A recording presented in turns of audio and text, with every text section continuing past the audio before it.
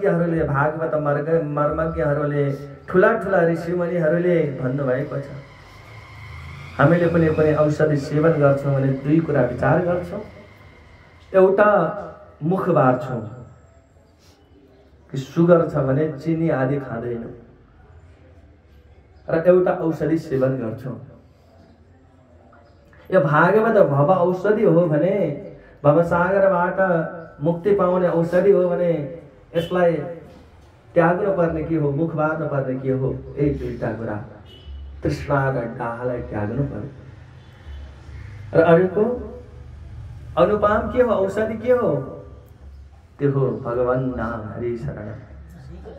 बिना हरि नाम भागवत बाहिरी जगतमा त सफल होला, भक्ति पनि देखिएला। हरि शरण। वृन्दावनमा भक्ति नाप्नु भएको होइन र? युवती बन्नुभयो, अत्यन्त सुन्दरी बन्नुभयो, महात्म्यमा प्रसङ्ग आयो, अत्यन्त सुन्दरी बन्नुभयो, आफू त योग्य बन्नुभयो, सुन्दरी बन्नुभयो, युवती बन्नुभयो, तर तथा भित्र एउटा बेचैन उद्विग्नता शान्ति भयो, किन? ज्ञान र वैराग्य अत्यन्त वृद्ध भयो। जहाँ भगवान नामको आश्रय लिँदैन देख्न त भक्ति देखिन्छ। विभिन्न पर्वहरूमा विभिन्न मन्दिरमा भिड लागेको छ, तर ज्ञान र वैराग्यको अवस्था कस्तो छ? देख्न त भक्ति पुष्ट देखियो, हरि शरणम, तर ज्ञान र वैराग्यको अवस्था कस्तो छ?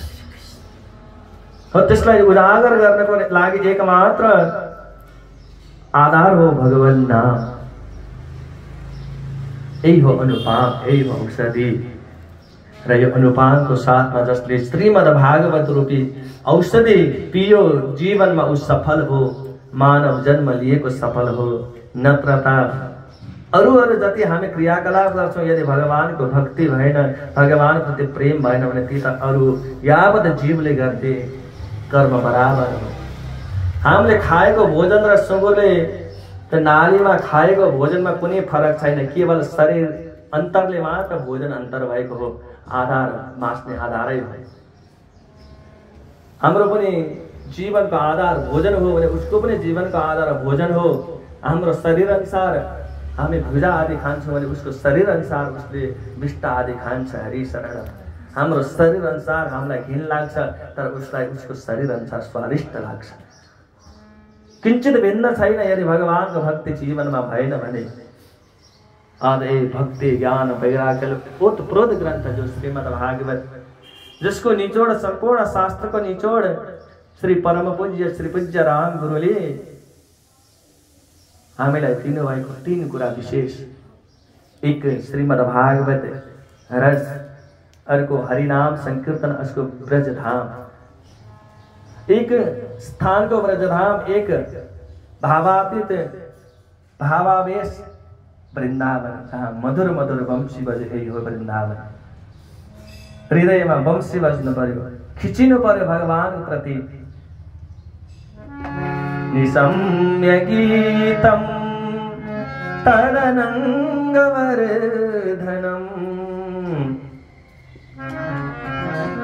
तद अनंगवर्धनम। भगवान श्री कृष्ण प्रतिको प्रेम जुन वंशी सुन्दा बढ्दछ त्यो नै वास्तवमा वृन्दावन हो। त्यो झङ्कार आउनु पर्यो हृदयमा। हरि शरण। निशम्य गीतम तदनंगवर्धनम। त्यो कृष्ण कथाबाट बाहिर रमाइलो त छ हजुर। हरि शरणम।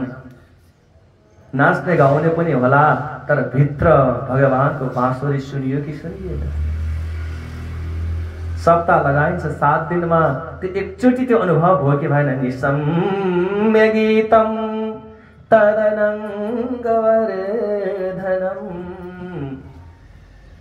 भागवतको फल के हो? हरि शरण। भगवानले यो धराधाममा कलियुगको लागि छोड्दै बसेको दुई चिज, एक श्रीमद् भागवत, एक हरिनाम। अब त श्रीमद् भागवतमा नै मिसियो हजुर। कहीं कसैको कथा मिसियो, कहीं कसैको भाषण मिसियो, कहीं कसैको नाचगान मिसियो। त्यसमा पनि श्रीमद् भागवत आफैमा योग्यता हो, तर मिसाइयो। हरि शरण। तर अहिलेको अवस्थामा एकमात्र शुद्ध विशुद्ध भनेको भगवान नाम हो। त्यो झन्कार आउनु पर्यो जहाँ होस्, यहाँ वहाँ छैन। त्यो वृन्दावन धामको आश्रय लिएर श्री पूज्य राम गुरुले सखी भाव दिलाए बक्स्यो। आज हजुरको नाम के भयो? मेरो रसगेरा कपुर गाउँ शशि बल्लभ सखी, यसको नागर गाउँ अनि स्वच्छ नयन सखी, अर्को सानो छोरीको सूर्य गाउँ अनि स्वच्छ बताउन सखी। यस्तो भूमिका बनाए बक्स्यो श्री पूज्य राम गुरुले। अब हजुरहरू जहाँ गए पनि म रसगेराको, म ब्रजको। यदि कुनै त्यो संकेत आज भगवानले कृपा गर्नु भएछ भने जहाँ होस् एक दिन जीवनमा वंशीको ध्वनि सुन्नु पर्दछ। त्यही भन्नुभयो निसम्य गीतं तदनङ्गवर्धनम्। त्यसको लागि योग्यता के हो? ब्रज स्त्रिय कृष्ण गृहीत मानसा। त्यो वंश सुन्नको लागि योग्यता हो ब्रज स्त्रिय अर्थात ब्रजको सखी भन्नु पर्यो। सखी जसले अहरनिश कर्ममा लगाइदिनुहुन्छ सखीहरू। हरि शरण। हजुरहरूले भागवत अहिले जति सुन्नुभयो, हजुरहरूले कहीँ गोपीहरूले भगवानको पूजा गरेर यो सुन्नुभयो?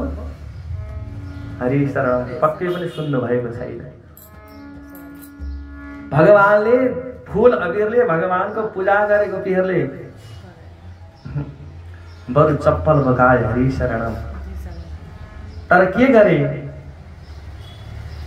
यादो हने बहनने मथनोपलेप प्रेंखें खनार बरुदितो क्षणमार्जनादो गायन्ति चैन मनुर तधियो स्त्रुकण्ठ्यो धन्या ब्रजस्त्रियौरो क्रमचित्तयाना।